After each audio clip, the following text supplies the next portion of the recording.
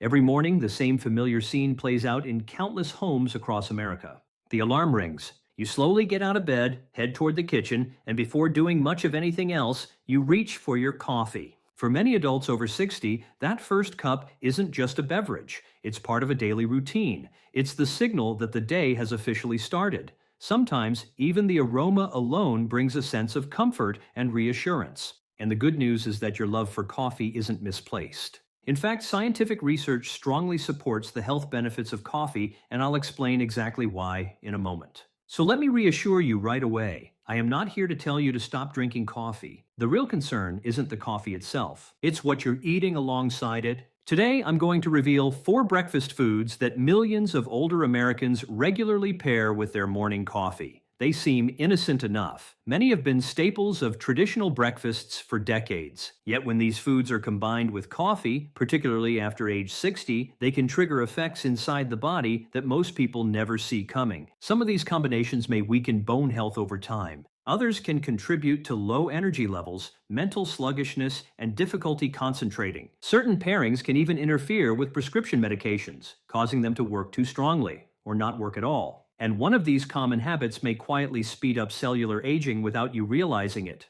I'm Dr. William Lee. For more than 3 decades, I've dedicated my career as a physician and medical researcher to understanding how the human body protects, repairs, and heals itself. Today, I want to share information that allows you to continue enjoying your coffee while making sure it's supporting your health instead of working against it. Before we discuss the 4 problematic combinations, we need to understand something important: why coffee itself is actually beneficial. Because once you understand what coffee does inside the body, it becomes much easier to see why certain food pairings can create problems. I promised I'm not taking coffee away from you, and there's a very good reason for that. Coffee contains a naturally occurring compound known as chlorogenic acid. This powerful substance belongs to a group of plant nutrients called polyphenols, the same family of health-promoting compounds found in foods like blueberries, extra virgin olive oil, and green tea. Research shows that chlorogenic acid can stimulate brown fat activity, helping the body burn stored fat more efficiently.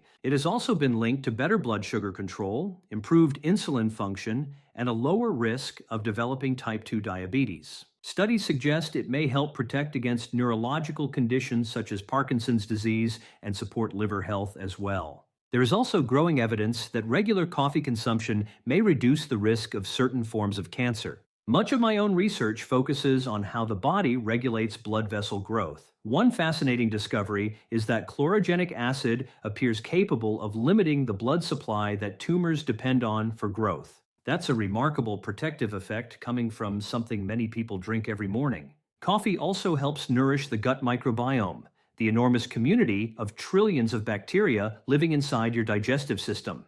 These microorganisms influence far more than digestion. They play a role in immune function, mood regulation, metabolism, and even brain performance. Speaking of the brain, regular coffee drinkers consistently show lower rates of memory decline and may have a reduced risk of developing Alzheimer's disease. So let me emphasize this point as clearly as possible. Coffee is not the enemy. The issue lies in what you choose to consume with it. What many people don't realize is that coffee is incredibly complex from a chemical standpoint. Scientists have identified well over 1,000 different compounds inside a single cup. Once those compounds enter your body, they don't simply pass through unnoticed. They interact with nutrients, minerals, medications, hormones, and proteins. Some of these interactions are harmless. Some can actually enhance your health. But there are 4 very common breakfast pairings that can create negative effects, especially for people over the age of 60. Before I reveal those combinations, there's one more thing we need to discuss. Why can a breakfast that seemed perfectly fine at age 45 suddenly become a problem at age 65?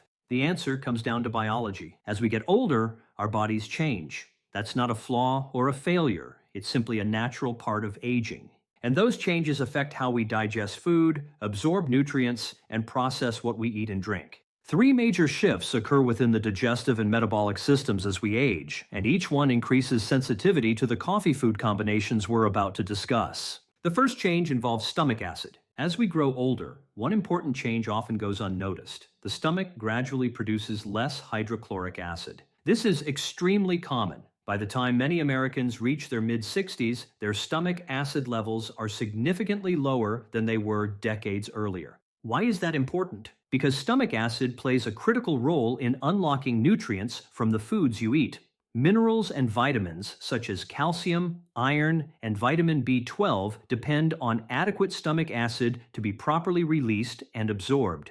When acid levels decline, nutrient absorption declines as well. Now add coffee into that equation. Certain compounds found in coffee can further interfere with how efficiently those nutrients are absorbed, making the problem much more significant than most people realize. The second major age-related change involves your liver. Your liver relies on specialized enzymes to process substances that enter your body. One of the most important pathways involved is called CYP1A2, which helps break down caffeine along with many commonly prescribed medications. As we age, these enzyme systems naturally become less efficient. As a result, when coffee and medications enter the bloodstream around the same time, they compete more intensely for the same metabolic machinery. That competition can cause medications to remain active longer than intended, while caffeine may produce stronger and more prolonged effects. Interactions that barely mattered at age 50 can become much more impactful at age 65. The third change involves blood sugar regulation. Over time, the pancreas becomes slower to respond to rising glucose levels, and body cells often become less responsive to insulin. At younger ages, blood sugar spikes are usually corrected relatively quickly. Later in life, elevated glucose levels tend to linger much longer. When this slower insulin response combines with the stimulating effects of morning caffeine, certain breakfast choices can create repeated blood sugar surges that place stress on the body over time. As we go through these 4 breakfast combinations, remember that we're not talking about unusual circumstances. We're talking about everyday habits that occur in millions of healthy adults over 60 every single morning. Let's begin with the first one. This is often the combination that surprises people the most. For decades, we've been taught that milk at breakfast is a smart choice. We've heard that calcium is essential for strong bones and that dairy products help protect against osteoporosis. Those messages aren't wrong. The problem arises when coffee enters the picture. Here's what's happening inside your body. Coffee contains naturally occurring substances known as tannins and polyphenols. These compounds contribute to many of coffee's well-known health benefits, but they also have another characteristic that receives far less attention.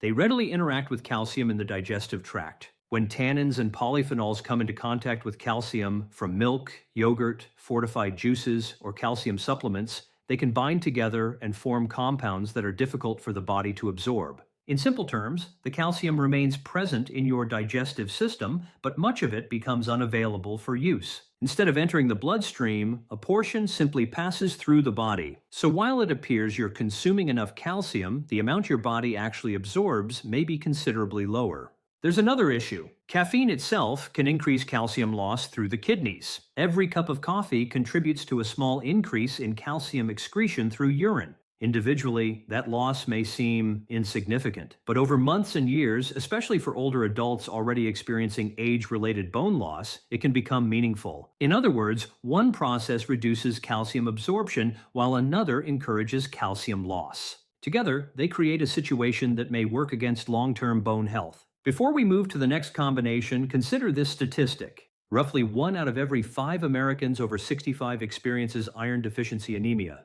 That's an astonishing number. Imagine sitting at a table with 4 other people your age. Statistically, one person in that group may be dealing with this condition. The challenge is that many symptoms resemble what people assume is normal aging: persistent tiredness, mental fog, shortness of breath during routine activities, cold hands and feet, an irregular heartbeat. Because these symptoms often develop gradually, iron deficiency can remain unnoticed for years. And in some cases, a morning coffee habit may be contributing more than people realize. Here's why. Earlier, I mentioned chlorogenic acid as one of coffee's most valuable compounds. It supports metabolic health, improves insulin sensitivity, and has been associated with several protective effects throughout the body. But chlorogenic acid also has another property. It binds to iron. Scientists call this process chelation. When chlorogenic acid and other coffee polyphenols encounter iron in the digestive tract, they can attach to it and make absorption more difficult. Once iron becomes trapped in these complexes, it has a harder time crossing the intestinal wall and entering circulation. Not all iron is affected equally. Hemi-iron found in foods such as meat, poultry, and fish is generally absorbed more efficiently and is somewhat less vulnerable. Even so, coffee can still significantly reduce its absorption. Non-heme iron, which comes from foods like beans, lentils, spinach, and fortified cereals, is much more sensitive to interference. In some situations, coffee can dramatically reduce the body's ability to absorb this form of iron. Now let's discuss the third combination, because this is one that virtually every family should understand. A large majority of Americans over 60 take at least one prescription medication every day. Many take several. And for convenience, those medications are often taken first thing in the morning.